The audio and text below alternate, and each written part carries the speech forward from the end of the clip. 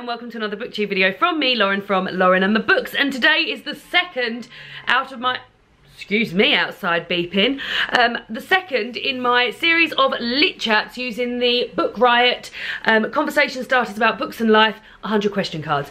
I will link the first one I did of this down below. The first question was Beloved. I was talking about my favourite books and my favourite genres. I won't be recapping every time, but basically, if you're new here, hi. These are 100 cards. We're down to 99 now, all with different bookish questions on, and I select one at random. Normally I get David to pick one, but David's not here, so I'm just going to pick one at random, and then we just answer the question, and I write the question down below in the what is that even called? Information box, and join the conversation in the comment section. So yeah, so here they all are. I don't want you to think like I'm really going to pick my own one, but I'm just chopping this one, Lord of the Flies. Okay, so Lord of the Flies here. It says here, what book do you associate most with your high school experience? And second part of the question, your college experience. So that would be like for me, for the UK, like high school and university for college. And are there other books that mark milestones in your life? Very good question. So we'll start with my high school experience. And again, it's Harry Potter again, guys. So I'll start with high school. So I went to, actually, my school setup was quite different to other people who live in the UK. So I went to a middle school. I'm from Kent, which is a county in the southeast of England. And they sort of abolished the middle school setup. So you go to primary school until you're 9, and then I went to middle school until I was 13. And then I joined secondary school, where everybody else had already been at secondary school since they were 11. I joined when I was 13.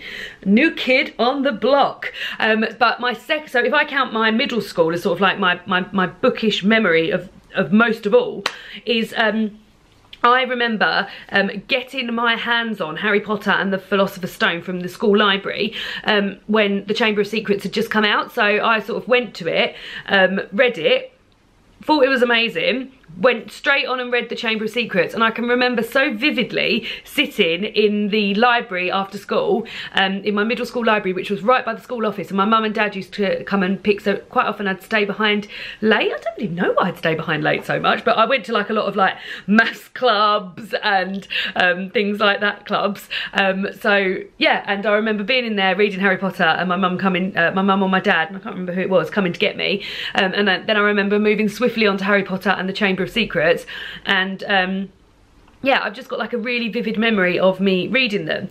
So if we think about so that's, I guess I would associate that with my school, and also like a lot of my friendships with my friends from school were all based on Harry Potter, and I remember sort of like going I remember one night a lot of my friends were out down the pub having a illegal alcoholic beverage, because we were too young to be drinking then. Me and my friend Emma, who's appeared on this channel, we had queued up outside outside WH Smith to get the new Harry Potter book, and had then gone home and just sat in our pyjamas and read it while everyone was texting us saying, why aren't you coming out, you Harry Potter losers? And we were like, yeah, we are Harry Potter losers. What of it? My college experience. So I went to university at the University of Kent in the county that I live in Canterbury, which is a place that's appeared quite often in my vlogs and things like that. David and I are very fond of Canterbury. And I guess it's quite a few books that remind me of the people I knew around that time. So one of my good friends, Dolores, I lived with her in the first and third year of university, and I remember the first Christmas we had together, she bought me the Northern Lights, and I had heard of that trilogy before, the Dark Materials, but had never read anything of it, and she wrote me a lovely, let's see if I can find it. I hope this is it.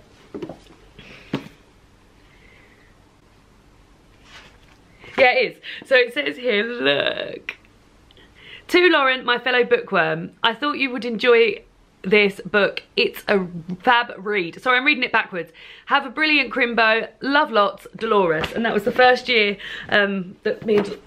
Oh God, that was our first Christmas as friends. We're still wonderful friends all these years on. So that book always, and I read that over Christmas, and I remember being really, really pumped and excited by it, and the fact that all the other books were out as well. So that's another, similar to Harry Potter actually, the way I went in. So that book always reminds me of Dolores. She also bought me One Day by David Nichols.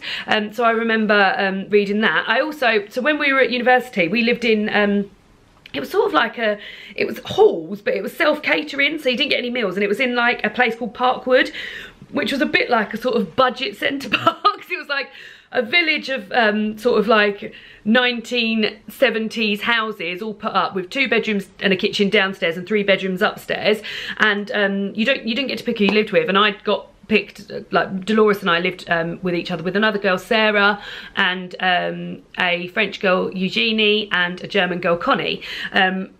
And we all got on, it was fine, but like Dolores and I were like the main love story in there. We were very good friends, and I remember sort of sitting out the back of we had a little bit of greenery, sort of our house backed on to another set of houses, and we had this bit, like this stretch of green, and I remember sitting there reading The Time Traveller's Wife, and I also remember reading The Bell Jar. I did a module, although I did sociology and social policy at university, I did a module with literature and social policy, and I remember reading The Bell Jar, and I remember reading that in the library. The Kent University Library is such an ugly building, and I remember sitting in there reading that. So yeah, I guess like when you say what would I associate them with, I can't really feel like there's many experiences, but I remember vividly reading these books in those places. So yeah, those, and also I remember reading Angels and Demons. I used to work at Marks and Spencer in Canterbury, and I remember reading Angels and Demons on the bus on the way back to campus after I'd worked a really long shift there. And Angels and Demons are really, really short chapters, and I was just like, by Dan Brown, and I was just absolutely flying through it thinking, oh god, this is really exciting. So yeah, those are some books that I really they're so vividly set in my mind of books that I read around the time of high school and university. And then the second part of that is, are there any other books that mark milestones in your life? So let's have a little think.